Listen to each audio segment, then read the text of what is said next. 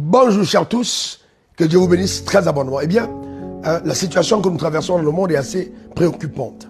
Surtout si nous avons le battement du cœur de Dieu. Jésus a dit, je bâtirai mon église. Et les portes de ces jours des morts ne vont pas prévaloir contre elle. Il est donc important de comprendre que quand il parlait de son église, il parlait de l'ecclésia, il parlait de son parlement.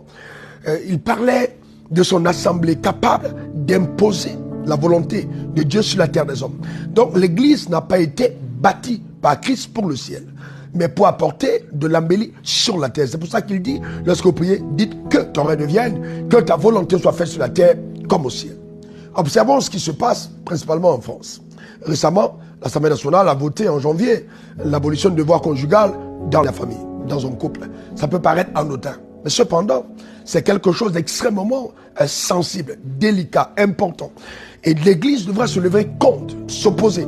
Bon, nous pouvons crier dans nos assemblées, nous pouvons nous mettre à faire tellement de bruit.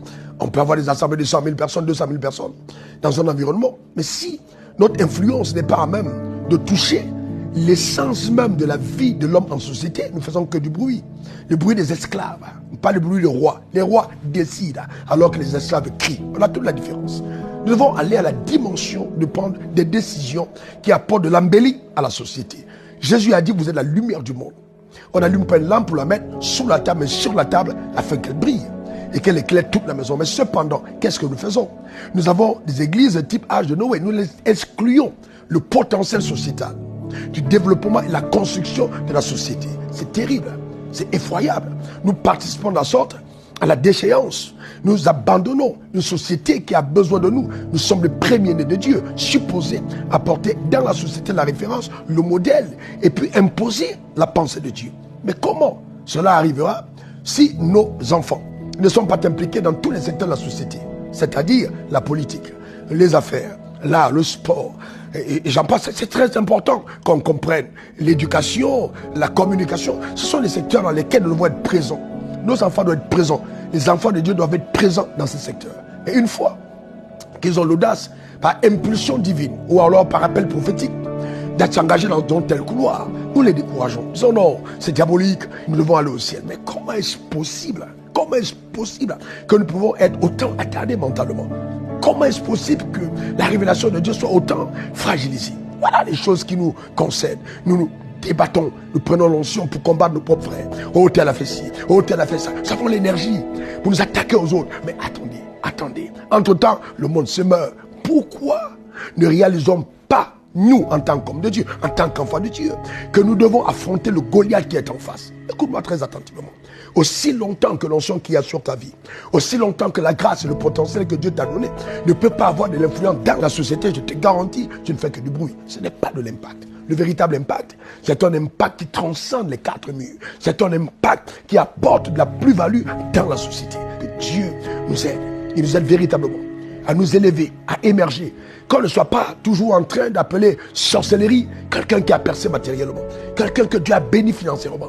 Bien, l'or et l'argent appartiennent à Dieu. Vous voulez que qui prospère?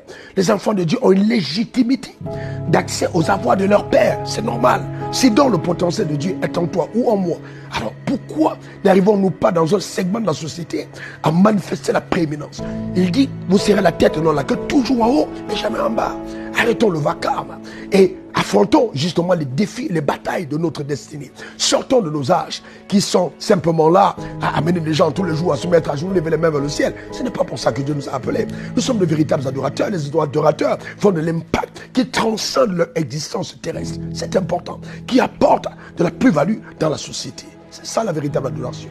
Quand Abraham a pris son fils et qu'il a porté à la montagne, eh bien le monde entier vraiment a changé de par cet acte qu'il a posé. Il dit, moi et mon fils, nous aurons sur la montagne pour adorer. Il est important que nous retrouvons véritablement le sens de notre bataille, le sens même de l'existence de notre propre mission.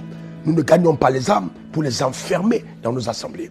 Nous gagnons les âmes pour les bâtir dans la connaissance de Dieu afin qu'ils repartent dans le monde où ils se trouvaient pour créer une influence véritable, une influence radicale, que le règne de Dieu soit manifeste au travers justement des actions de tous. Voilà exactement le sens du combat qui devra être nôtre. Tu as fait de nous des rois et des sacrificateurs et nous régnerons sur la terre des hommes, nous régnerons. Je décrète des cas établis sur ta vie. En vertu des pouvoirs qui me sont souverainement conférés, tu as écouté cette vidéo. Que Dieu te propulse dans la sphère de ta royauté. Que ta prééminence soit visible. Que rien ne fasse défaut. Que tous les règnes de l'univers t'assistent pour te permettre justement de manifester ta royauté. Le règne minéral, le règne végétal, le règne animal, le règne humain. Que tous les quatre règnes participent à l'éclosion de la gloire de Dieu au travers de ta vie. Tu ne manqueras de rien. Arrête, ferme tes oreilles sur tous ces mensonges limitatifs qui t'empêchent de révéler l'immensité de la gloire de Dieu. Nous sommes de la race de Dieu. Nous avons la nature de Dieu. Nous sommes des dieux. Impossible que nous puissions mourir comme des esclaves. Non, non et encore non. Nous devons arrêter ça totalement. Libérons les gens, libérons les fils, libérons l'Église. Libère-toi toi-même de l'ensorcellement, de l'envoûtement, des barrières, de la limitation que t'impose la religion. Et commence à vivre sur la terre des hommes, sur à quoi Dieu t'a prédestiné. Les dons et les talents qui sont en toi, c'est pour aider la société. Que Dieu te bénisse. Il n'y a pas d'impact sans influence sociétale. Que Dieu te bénisse abondamment. Que la grâce et la paix du Seigneur reposent sur toi. Que sa faveur t'accompagne. Que la puissance de Dieu te garde. Arrêtons la religion. Arrêtons la religion. Arrêtons la religion. Arrêtons la religion. Ça ne profite qu'aux gourous qui sont maîtres et garants de ces œuvres. Non, libère ta vie, libère-la totalement. Serve les saints pour lesquels Dieu t'a suscité. Pour te servir, c'était encore moi, RW, diplômé de l'Académie du désert. Ayant un langage qu'on ne tient pas, je n'ai pas rencontré.